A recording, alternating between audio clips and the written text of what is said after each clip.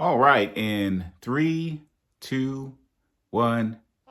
Well, hey there, gang. It is Tony Snipes here from the Portsmouth Aero Shipbuilding Company, and I want to first of all give a shout out to all of my newfound friends that I connected with in Atlanta at CONpossible.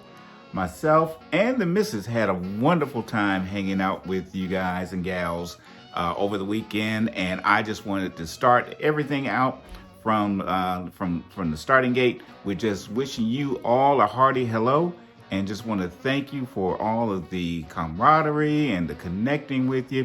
And I'm looking forward to hanging out with you and spending more time with you for a long time now. And on that note of CONpossible and just the time that we had spending there, I was able to head up a panel, and we talked about just the difference between, and some of you have seen this on my YouTube channel, we talked about the difference between Dieselpunk and Steampunk and why one of those genres is kind of growing faster a little bit more than the other.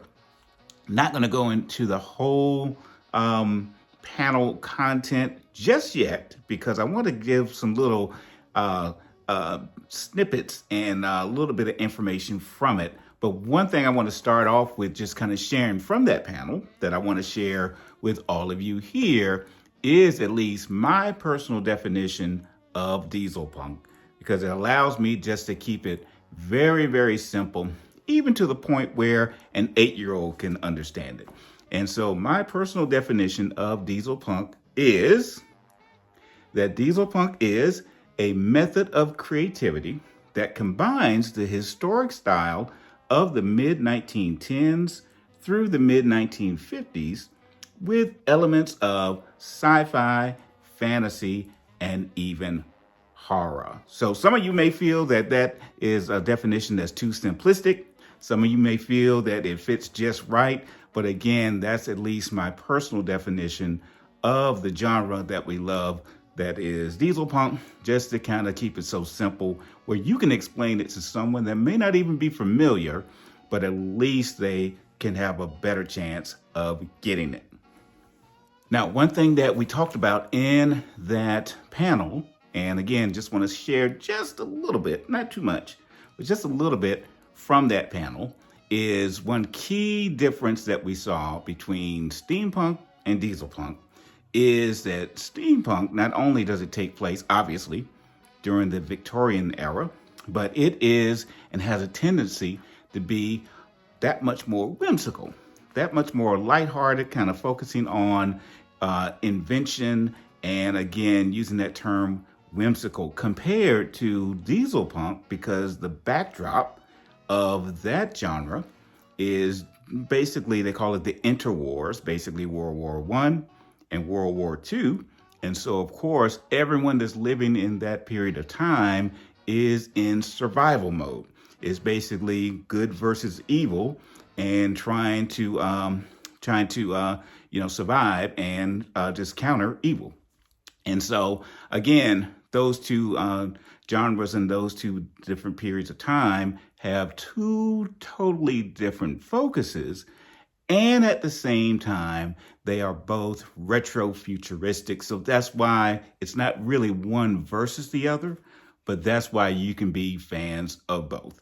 So I'll probably have more information that I'll share with you guys on an ongoing basis, just sharing just a little bit of what we talked about in that panel. But I wanted to give you a little bit of teaser because I had a great time with the group at CONpossible.